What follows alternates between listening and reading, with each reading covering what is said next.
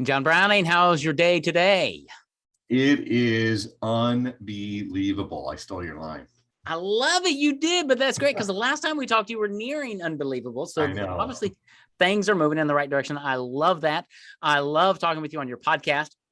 And I love horror movies. I don't know if you knew that about me. I did not know that about you. I do. Yeah. My youngest son, Jeremy, he's 23 now. He and I, that's kind of our gig is whenever we're together, we try to watch a horror movie or it's not necessarily the horror slasher movies. It's just suspense, right? And just what's going on.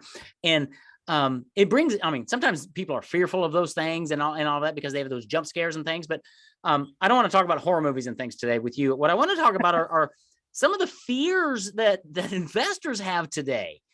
There's probably some really common fears that a lot of people have, especially today. We talked on the last podcast being the roaring 20s now, great opportunities.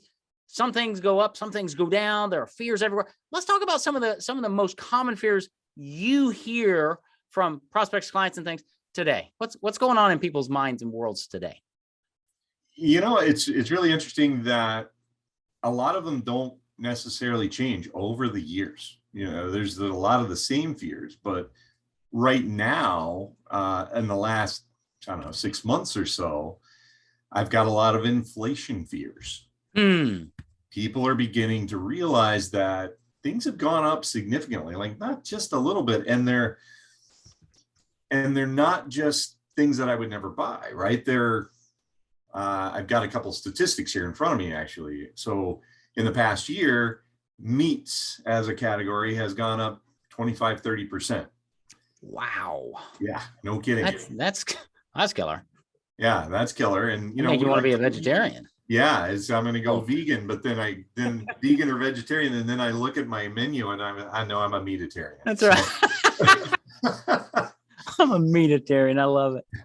And by the way, my personal favorite, and hopefully my trainer is not listening to this particular podcast. Yeah. Bacon is up 20%. Dude, worth every penny. It is. Yeah, I'm still buying bacon. Yeah, they've got me. There's going to be bacon in heaven. I just know that. Natural gas. Natural gas is up over 30%, and it keeps going up now that we've got the issue with the Ukraine and Russia. It's going up even faster.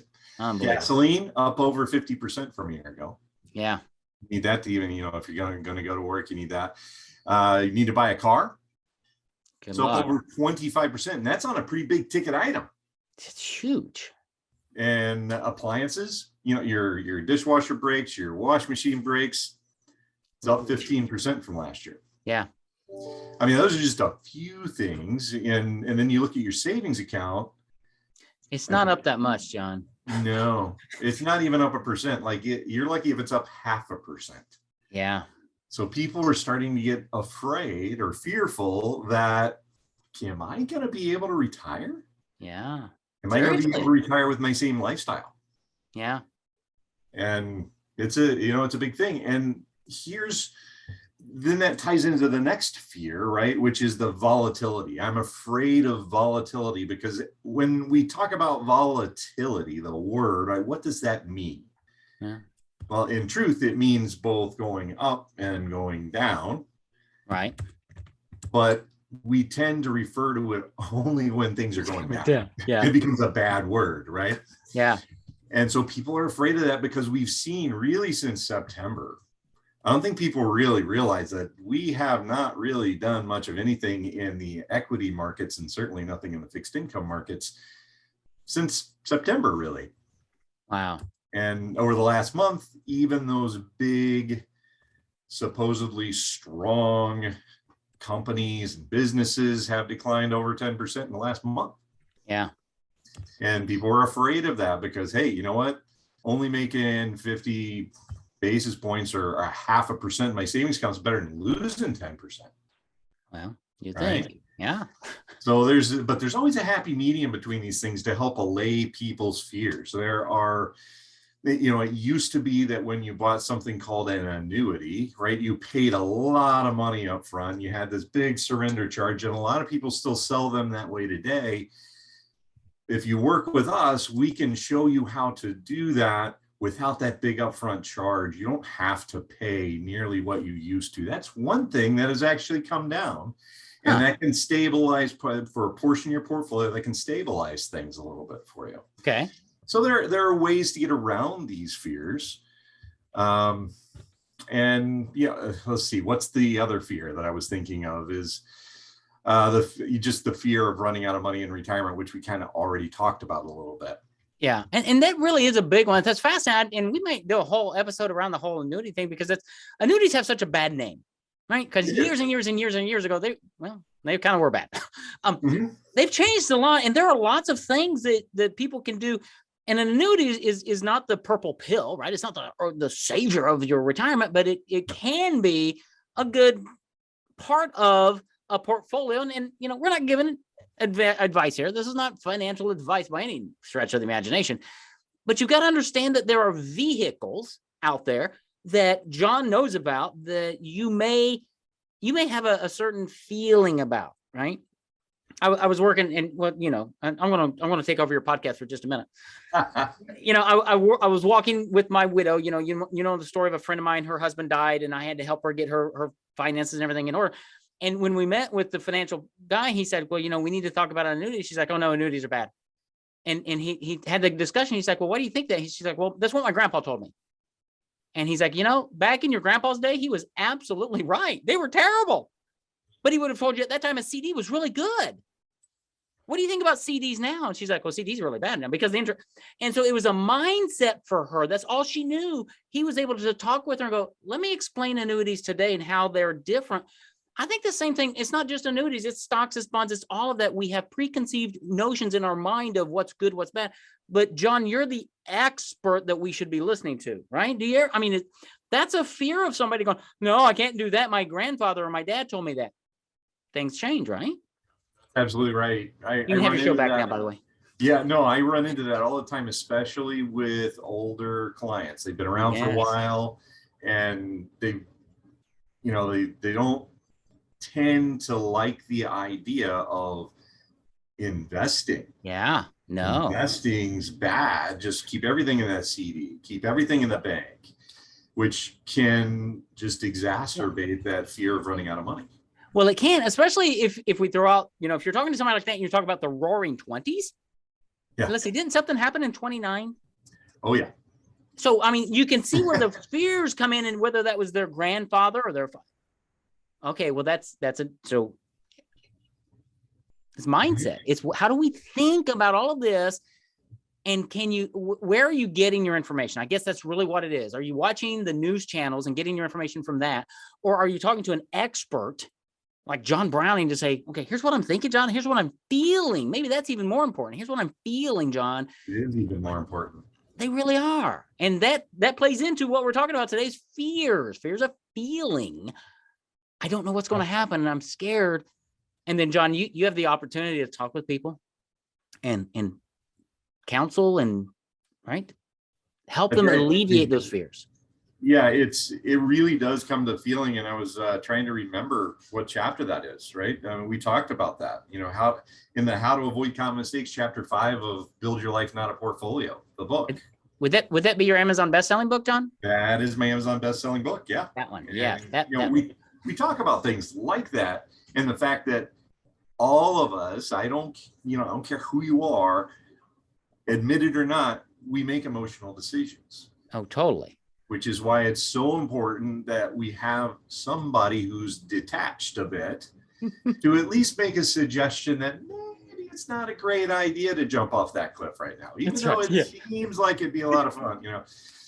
That's a lot of what we do at Guardian Rock. Yeah, and it's really interesting. Man, we really need to come back for another episode because I was just thinking about the roaring 20s and all that. But what you just said earlier about how things when you have the ups and downs of the market, you had a word for that. I forget what it was. But when the market goes volatility, when the market's volatile and let's say it's going down, most people get afraid and are like, and you're like, oh no, that's a great time to buy things on sale. Let's get them. It's a mindset shift. And if the people live through the Great Depression, I can only imagine how terrible that was. And at the same time, we did come out of it. Took some time. I've lived in two cities. I've lived in two cities that went through some pretty serious downfalls for about a decade. But now both those cities are back up and they're roaring again. So it is cyclical. Can you stay the course? And are there strategies that can buffer that cyclical nature a little bit and relieve some of that fear so you can sleep well at night? That's what you help people do, right? That's exactly right. And I think the second part of what you said is more important than the first one. The first one's important. Stay the course over time. Don't get scared. Sell at the bottom, which is what, frankly, most people do. And it's sad. It's really horrible. But the second part of what you said there is there are systematic ways to manage your portfolio and your assets to cushion those times. And those systems have changed since I've been in the business. So over the past 30 years, like we used to use a lot of fixed income for our downside protection, and it doesn't really function that way anymore. And or does it really provide much of a fixed income? So now there are other things that we use. So there are ways to mitigate, not eliminate, but mitigate the risk. I like that. That'd be another fun episode. The difference between, eliminate, mitigate, I'm sure you have some other gate words. We were talking about bacon earlier, and that made me want to eat. What did you, I'm sorry, couldn't get there, but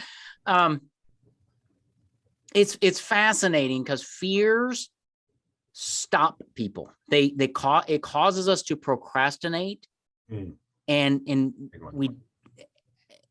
you can't function that way, right? If you're fearful, and that's why you need somebody like John to reach out to and say, I don't like what's going on, and then let John talk with you, counsel you, share with you some things, some perspectives, and say, okay, let's go back to what you told me you wanted to do, right? And I assume that's what you do with your clients is you're like, okay, let's recalibrate a bit. Let's go back to the basics, the plan, the life you're trying to build. Here's what we need to do, right? Isn't that the role you kind of play? That is it exactly. I've had several of those conversations. Hey, it's getting a little dicey for everybody here lately, and that's how the conversation goes. Is, well, have your long-term objectives changed? Yeah. And the answer so far has been 100% no. Since the market is going down, did your risk parameters suddenly change? Well, no, because I still want the upside that we talked about, and we're in good shape. Yeah. And you know what? Again, 100% of the time so far, it's been, geez, you're right. Yep. Okay. And we go on. Which is really the value that you bring to clients, right? Because, buying stocks, selling stocks, if that's all you're doing, I can probably go to Google to do that. But that's not going to help me when I'm in that emotional turmoil. If you Google on Google, how do you avoid, this? It doesn't tell you anything, right? Well, you need an expert. You need somebody who's been through the trenches. John has, you've been through the trenches a few times. And you help guide your clients to achieve their objective, whatever that objective is different for every client. That's the thing that's so crazy about financial planning. You can't put people in a box. You can't pull it off the shelf, right? And say, here's your plan. Here's your box. Yeah, no, you can't do that. And the thing, like you mentioned, like Google, you go to Google and what sells? Fear. Sensational headlines to the upside too, right? Yeah. Oh, I should buy all of that stock because look, it just went up like 100%. Well, I should buy more of that. Well, that might be the top for that stock. That's right. But that'll be what's in the news. I even get these emails that say, how to make, 500% in 60 days or whatever the next thing is. Yeah. People, unfortunately, it's so attractive. Well, it is so good. Yeah. It's just not actually true. But really, really, usually the only person making money is the guy selling that thing, right? Yes, exactly. I'm sure back in the Roaring 20s, the original Roaring 20s, they had those guys coming through with the wagons, right? And they would, I forget what their names was, that they were selling all the medicine and things, and then they leave town. We still have that today. Just it looks different. It's electronic. It really is. Yeah. But it comes back to having a plan, building a portfolio that supports your life, and help having somebody like John in your corner who can guide you to do that and counsel you, really, to help you alleviate some of those fears that are within you so that you'll make wise, prudent choices that are in your best interest. At the end of the day, that's what John Browning does, right? Right. So let me just encourage you, reach out to John. You can do it a variety of ways. GuardianRockWealth.com. You can text from your phone the word life, LIFE, to 21,000. And I'm sure he's all over, Facebook, LinkedIn, and everywhere else. So he's not hard to find. Just reach out to him. Listen to this podcast. Listen to some back episodes. Reach out to him. Request a copy of his book. You can get that. I think they can get that from texting, right? Life to 21,000. There's an opportunity there. There's a book trailer. There's a link to that. Yep. Yeah. So just reach out to him. Have a conversation. That's where it all starts, is a conversation with John Browning. You'll never get financial advice or counsel on this podcast. We're having conversations. But if you have a conversation in real life with John, then that's when he can really, really help you learn how to build a life, not just a portfolio. So, John Browning, I'm glad you're having an unbelievable day. This was an unbelievable podcast. I love the topic of common fears of people today. So thanks for being here. Thanks for sharing your wisdom with us, buddy. All right. Thank you. We'll see you next week.